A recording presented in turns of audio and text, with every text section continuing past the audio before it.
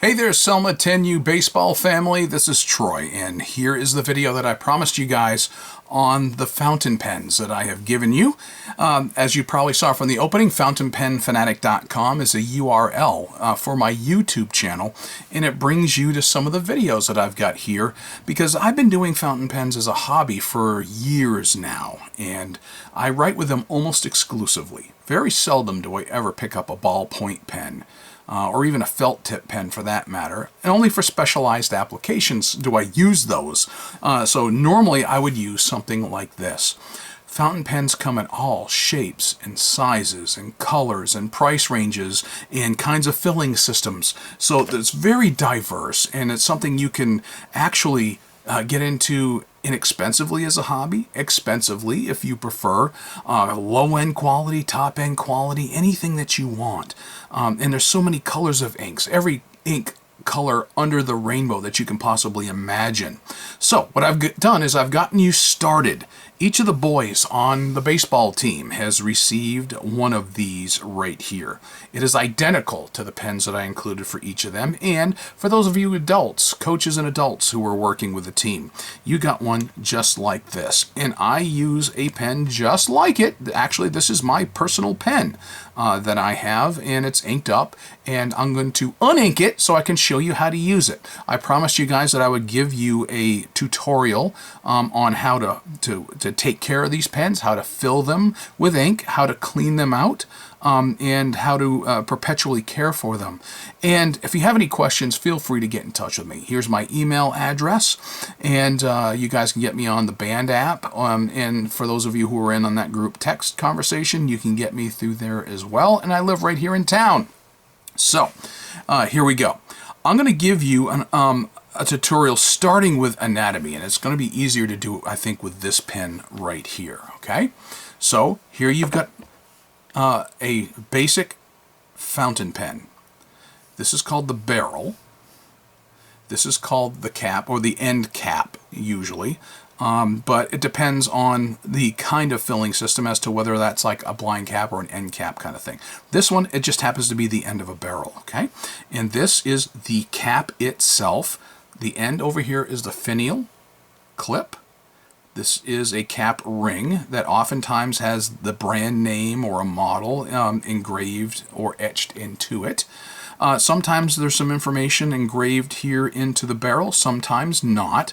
Oftentimes on modern pens, not so much. But on vintage pens, you'll find that quite a bit. So when you go to open it up, you oftentimes will unscrew it. Sometimes it's a slip cap. My advice, if you don't know which it is, always attempt to unscrew it because, as you can see, there are threads there, and you don't want to bung up those threads or strip those threads, okay? So, uncap it like that. Here, just going over a little more anatomy and terminology, this is the nib. This is the part of the pen that flows ink to the page. You can see it's very different from your standard ballpoint sort of pen. This is called the section. That's the part where you would grip. On this particular filling system, it is called a cartridge converter. And you unscrew that, and here you have an ink converter. This is nothing more than a cylinder and a piston that sucks up and holds ink. So it's an ink reservoir. This particular kind, and I'm going to go ahead and pull it right out. This kind just pulls right out. It's a friction feed, and you can tell I've used this one quite a bit. So I'm going to empty that out, and I'm going to show you how to refill this here in just a little bit. Now, this converter goes right down inside here, or if you would prefer, if you don't want to use bottled ink, we have these. These are ink cartridges. This particular pen takes a standard international cartridge that you can push down in and let it pierce, and this will be your ink reservoir, and when you're done you throw it away, you throw another one in, and that keeps you perpetually going, which is pretty good for school and for office. At home I just use bottled ink. I use bottled ink almost exclusively. There are some cases where I do use a cartridge. Alright, but you just put that right back in. This has a piston like I told you. It goes up and down, as you can see there. Well, keep that piston action in mind because you're going to see it here again momentarily on another pen. And then this just goes on the end like this, Screw it back on, and there you go. It's the same idea on this one for the boys. This one here, you've got obviously the cap. This is called the finial. A clip that you can use to put it into a pocket. You've got a barrel, and here at the end, this is called a blind cap, or an end cap here. This turns a piston knob. That piston knob on this particular kind, this is different than the cartridge converter filling system. I'm going to unscrew that top. All right, same kind of idea. You screw and you unscrew. You open it up. You've got a section. This is called the feed, by the way. I didn't tell you that on the last pen, but this is the feed right here that works together with the nib. This has not been inked. This is a fine nib, and you can tell there's a little F on it. But this is a piston filler. That piston that was on that cartridge converter is removable in the other pen. On this one, it's built into the barrel of the pen. And you can see there's like a little double seal there. And what I like about these is you don't have to worry about whether you carry a cartridge or whether your little converter that holds a lot less ink is going to run out soon. Here you can even tell, you can look at it because you'll see ink sloshing around inside of here, and you can tell how full it is or how empty it is just by looking at it at a glance. And it has a much bigger capacity in a piston filler generally. This one here, there's a little click. You hear that little click? That's the little lock. And you'll want to keep that in mind, but you can see that piston moves up and down. So when we go to fill it, we'll put that piston all the way down. We'll turn this knob slowly when it's in a bottle of ink. It'll turn, turn, turn, turn, and hopefully you'll get a good ink draw on that, and then you just snap that back in its locked position. If not, what's going to happen is you'll bump this and it'll move this little piston and it'll express a little bit of ink. So you always want to lock that back into its position. And then when you get it filled, you can just put it back together like so. So what I'm going to do, what I have done for you, is I have gotten a bottle of ink, just like the ink that I have included in each of your little gift bags. Each gift bag is coming with one of these bottles. And this particular brand, it's not a real expensive brand. It's fairly inexpensive for people who are casual users. There are all kinds of inks and colors. I've got shelves full of inks, different price ranges, different colors, different manufacturers, different qualities. What I found is this particular ink right here is very affordable, and it's actually a well-behaved ink. So that's why I was able to find this at a deal, buying in bulk. Hence, they're all in each of your gift bags, okay?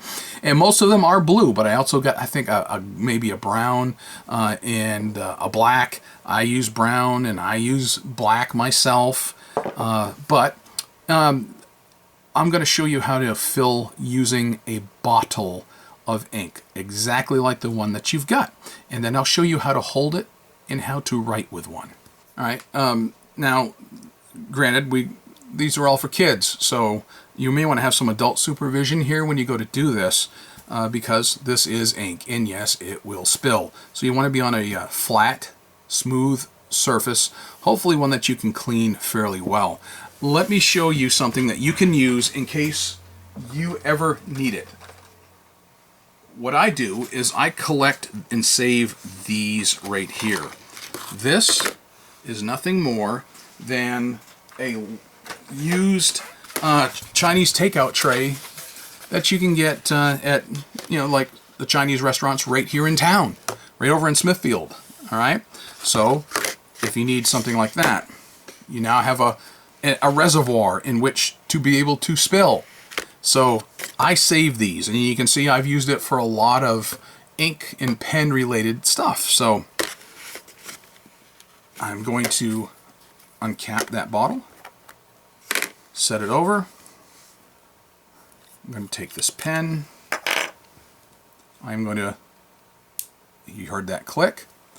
Now what I'm going to do is, this is how you fill it. First you want to get that piston all the way down. This particular pen has never seen ink before. It's going to be just like the boys are going to be getting theirs. You dip this and you fully immerse this section, or this up to the section, this nib here, this portion, right into that ink. And then what you want to do is turn the knob, turn it slowly, and bring it back up.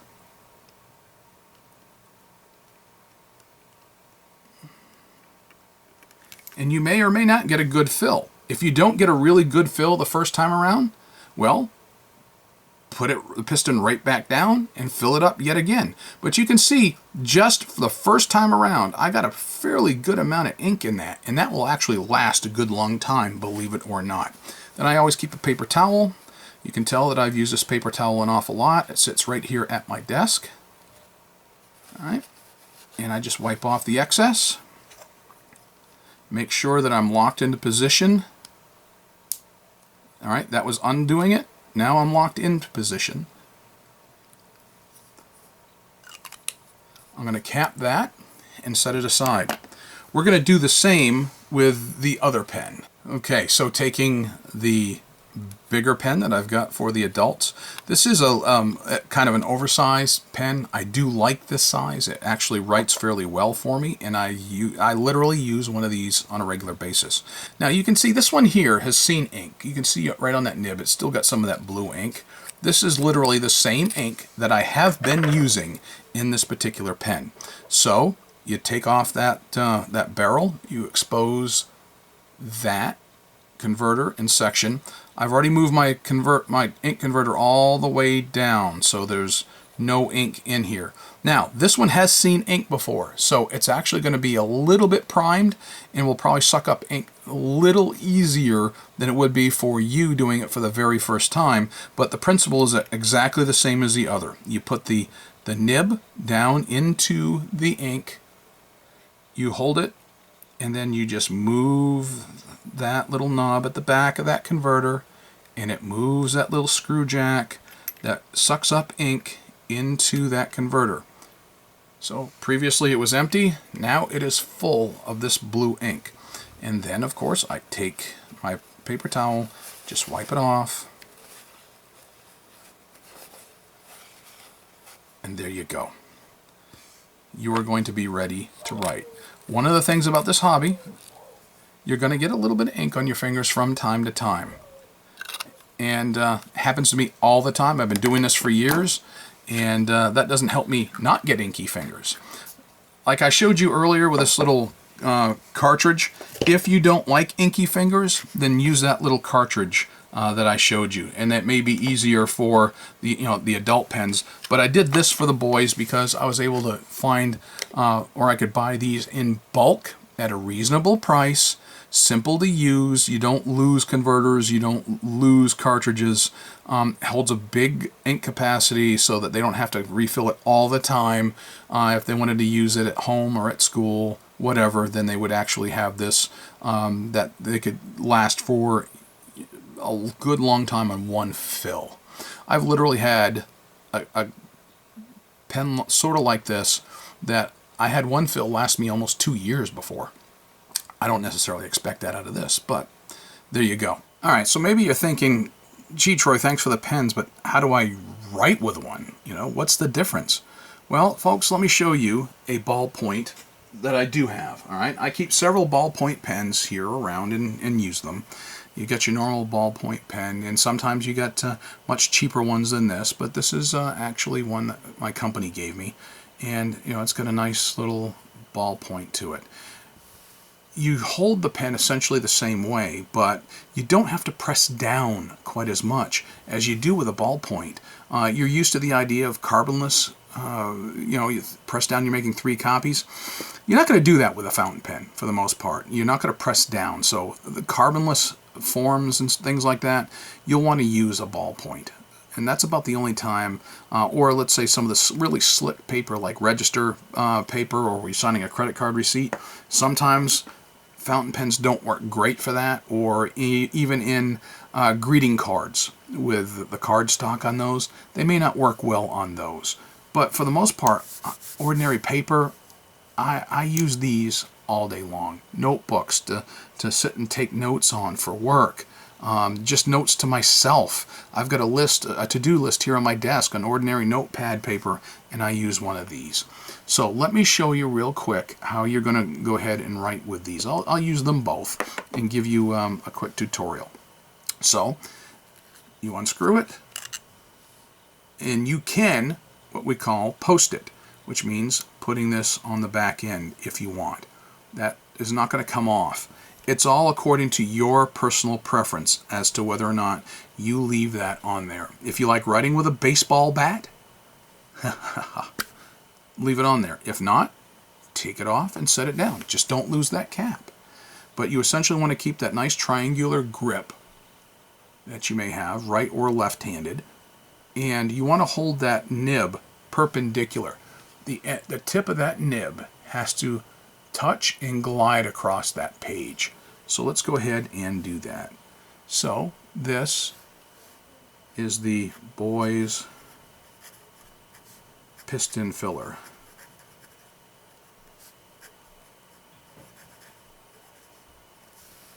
And it's got the blue ink in it.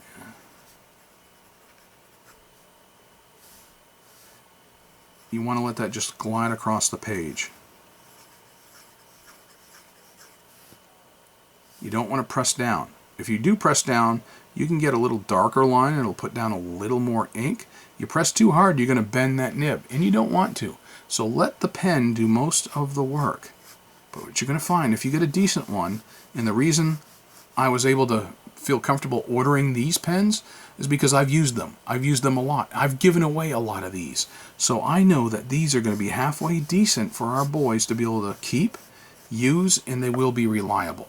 Okay? And when you're done, always cap your pen. Set that one down. It's no different here.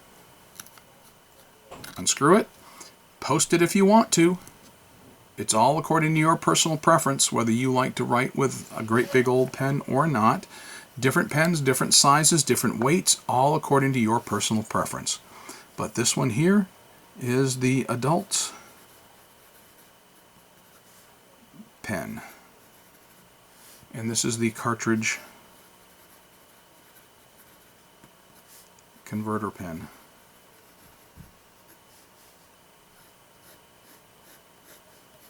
Now, a couple things to notice. This nib is a whole lot bigger. All right? It also is a little broader than the others. This nib right here tends to write a little broader than this one here. So it's going to lay down a little more ink, which makes it a little darker.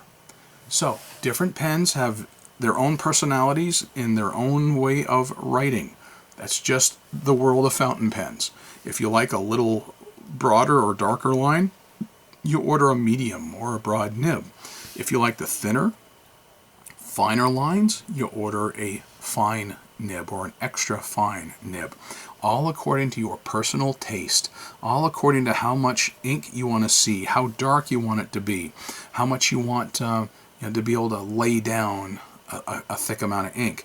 And keep in mind, on really cheap paper, it'll feather a little bit, meaning it'll absorb into that page and kind of wick its way through.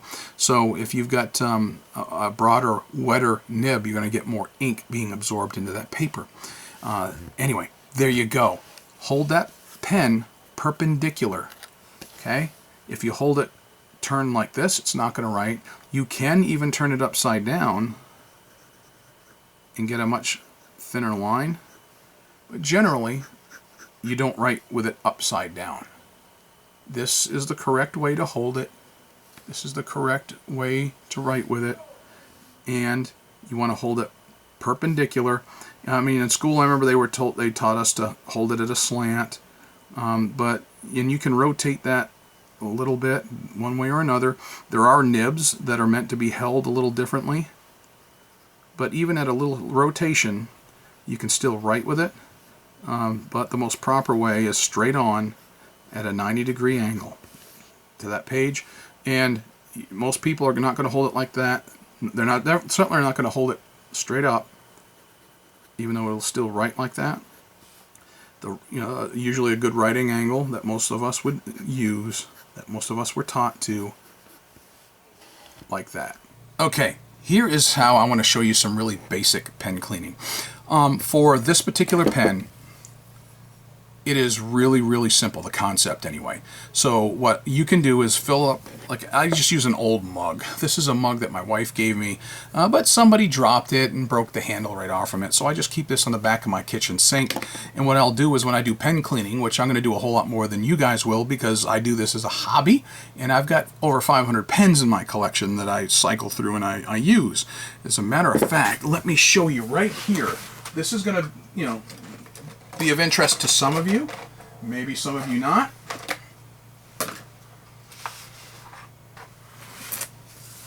This is a container just filled with pens that I need to clean. My collection, my wife's collection, my son's collection, we've got pens here that we've gone through and cleaned. Matter of fact, this is another one of the identical kind of pens that I just showed you, and I'm going to have to clean this out. So I'm going to set this one aside here, and I'll use that to demonstrate just a little bit. Let me put that back here on my desk. Obviously, when I sit and I clean pens, it's an all-day affair for me. Sometimes it'll take several hours for me to go through those pens, and sometimes it'll take several days of a couple hours here, a couple hours there, because I don't do it as often anywhere near as I should. But you've got one pen here. One pen here. It's going to be really easy for you guys. So to clean a pen like this, I would fill a cup. I don't care if it's a Dixie cup or just something you don't mind ink getting into. That's why I use this one, because the handle's broken. I'm not going to easily use it to drink my coffee out of anymore because my handle's gone. So I use this as a pen cleaning mug. So fill this with warm water, and what will happen is you will obviously have this cap off.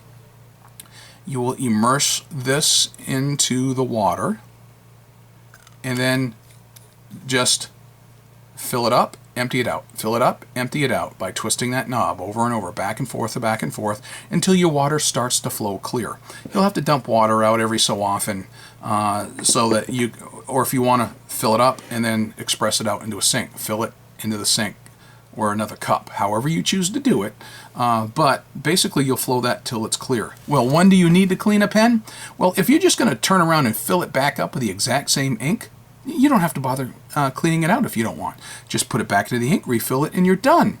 If you want to change colors of ink, or if you want to change brands of ink even, you probably ought to go ahead and give it a good cleaning, okay? So, on a pen like this, what I will do is I'll pull it apart, and you can see this nib is different. It's a different colored nib. But it's the exact same kind of pen. What I will do is I'll have this filled with water, or if you want, you can be in your sink, and I'll dribble or drizzle water down into my hand, and I will fill it up, empty it, fill it up, empty it, fill it up, empty it, fill it up, empty it, and essentially get all until this is completely clear and will flow out clear. And then sometimes what I'll do is I'll just run this under a little bit of small stream of warm running water and get out as much ink as I can, because this feed right here, and underneath this feed will go all the way into this pen. This actually can pull out, and this feed in this nib, you'll find there's a whole lot of ink gunked up inside. So what I tend to do is I'll have this full of water, and sometimes I'll even use pen flush. And because I do pens in bulk, I use a different process than this, but this is as simple as it gets. You're full of water, you take a bulb syringe like this. This is a 2-inch bulb syringe. They get smaller ones, 1 inch. You probably had these when your kids were babies, so you may even have some of these around the house, especially the smaller ones. Fill it up with clear water, put it in, squeeze, and keep squeezing until this flows clear coming out of that nib and feed. More water, flush. Water, flush. That's how I can clean a pen on one of these modern pens fairly easily, and this is about as simple as pen cleaning and maintenance gets.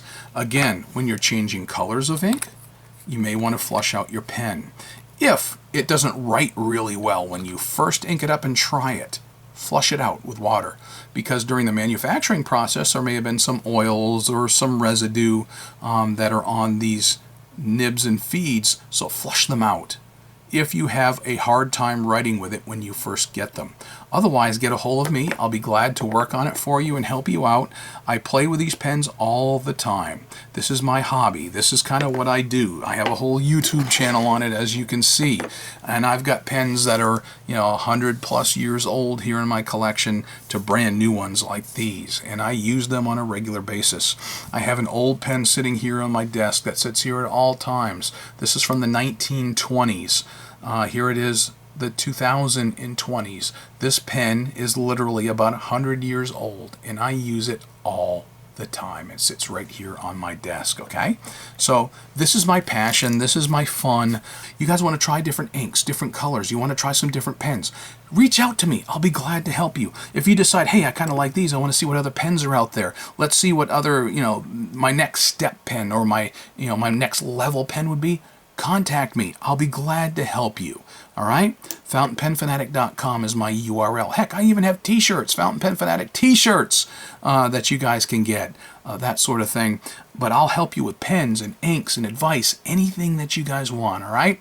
You guys are my team. You guys are my baseball family, and I love you guys. I've loved being around the boys this year. And coaches, thank you so much. And adults that have helped with the coaching, thank you so much. I just wanted to give back to you guys some of what my passion is. Baseball's an old sport, been around a long time. Pens like this have been around a long, long time. So if you guys can have an appreciation for an old game, maybe you can have an appreciation for an old way of writing.